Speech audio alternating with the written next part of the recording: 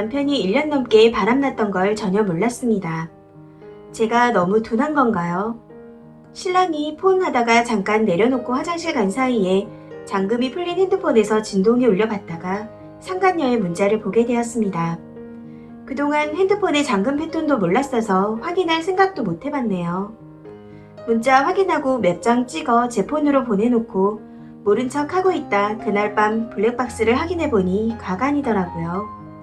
차에서 별짓을 다 했더군요.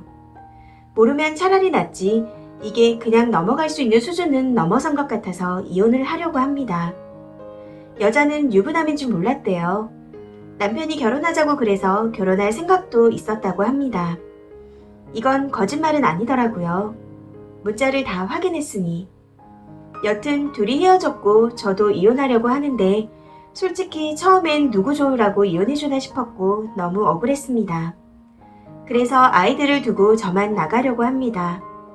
남편은 이혼하자고 했더니 알았다고 하곤 양육비를 얼마를 주면 되겠냐고 하는데 황당했어요.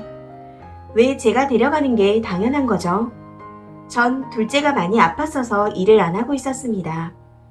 지금은 많이 좋아졌지만 주기적으로 병원을 가야 하고 병원비도 장난이 아니에요. 저 혼자 감당 못합니다. 소득이 없는데 내가 어떻게 애들을 데려가?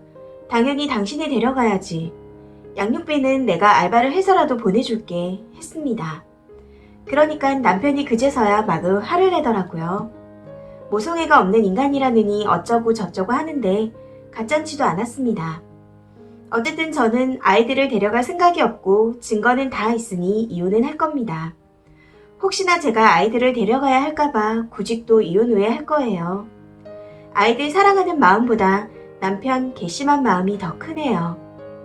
자기 하고 싶은 거 다 하고 다니게 터치 안 하고 풀어줬더니 저짓 하고 다녀놓곤 이제 와서 아이들 짐이 된다고 버릴 생각이나 하고 있었다는 게 너무나 괘씸합니다.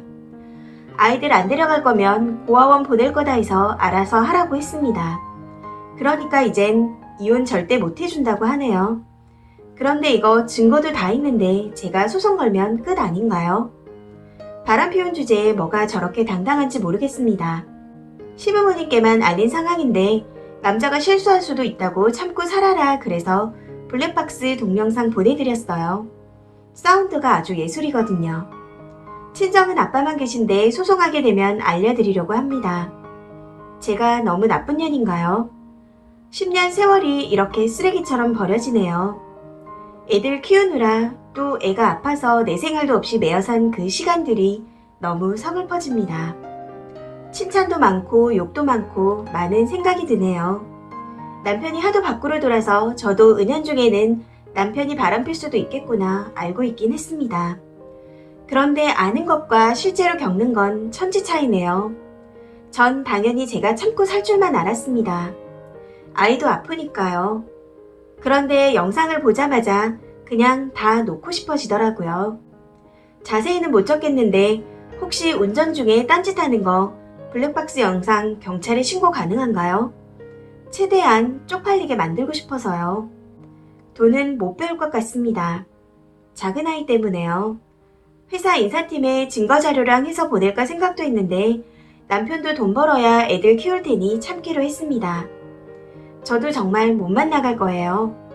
날 때부터 심장이 안 좋았어서 병원에도 오래 입원해 있었고 지금은 장기 입원까진 아닌데 간간히 입원하고 크게 돈이 종종 들어갑니다. 첫째가 너무 건강해서 둘째 설마 아플 줄 몰랐어서 보험도 제일 싼 거 들었다가 보장이 별로 좋질 않네요. 상간녀는 정말 몰랐어서 소송이 안 될 것 같아요. 만나서 얘기하다 소송 얘기하니 그간 카톡 내용 다 저에게 보내주고 끝냈습니다. 이 아가씨도 쓰레기 같은 놈한테 잘못 걸려 참 불쌍한 연애를 했더라고요. 나이도 어리던데 데이트랍시고 모텔만 데려가는 놈을 뭘 믿고 결혼한다고 한 건지. 이 글 읽으시는 분들 피임 안 하고 임신하면 결혼하면 되지 하는 놈들 믿지 마세요. 저희 남편 놈이 그런 놈이더라고요.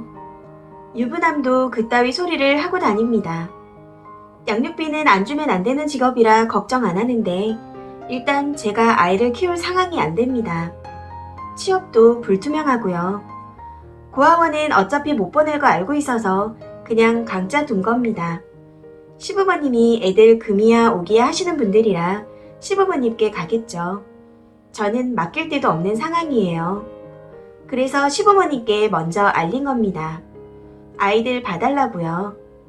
블랙박스 받아보시고는 따로 연락은 없으시네요. 혹시나 어머님이 아버님께 안 알려드리고 저 설득하려 하실까봐 두 분께 모두 보내드렸습니다. 저 설득하실 생각 말라고. 저에게 더 이상 엄마 노릇 운운하며 참으라고 하실 거면 시어르신들께 모두 보내고 이런 상황에 참고 살아야겠냐고 여쭤보겠다 했습니다. 항상 합가해서 아이들 봐줄 테니 너도 이래라 하시던 분들인데 이렇게 소원성취 하시네요. 저는 없겠지만. 변호사 비용도 비싸던데 미련하게 이 나이까지 비상금 한 푼 안 만들어놨네요. 늘 생활비 한두 푼에 벌벌 떨고 제 옷 한 장 제대로 못 사 입어봐서 이런데 돈이 필요할 거라곤 생각조차 못했습니다. 이혼 소송까진 안 가고 싶은데 가게 되면 친정 아빠한테 손 벌려야 할 듯 싶습니다. 뭐가 됐든 두 사람이 가진 돈은 온전히 아이들 키우는 데 쓰였으면 해서 돈 나가는 건 최대한 안 하고 싶은데 이렇게 일을 복잡하게 만드네요. 소송 이혼 피하고자 설득하면서도 속에서 부글부글 끓습니다. 아이들 위해서 참고 합의 이혼하자고 남 몸만 나간다고 이야기 중이고 신랑은 이혼 못 해준다고 하는 상황이에요. 같이는 절대 못 살 것 같습니다. 참고 살아야 되는 건 아는데 도저히 참아지지가 않기도 하고 이젠 아이들만 봐도 화가 나요. 새 인생 살기는 힘들 것 같고 양육비가 얼마나 나올진 모르겠으나 아픈 아이 때문에 일단 최대한 보낼 수 있을 만큼 보내려고 합니다. 요즘엔 계속 부글부글 끓는 속 참아가며 남편 설득하고 있고 남편은 이혼 못 해준다고 강짜 부리고 있는 상황인지라 사이다 글을 못 대네요. 속이 답답해서 쓴 글인데 조언해주신 분들 모두 감사합니다. 저 힘낼게요. 이 사연은 여기까지입니다. 시청해주셔서 감사합니다.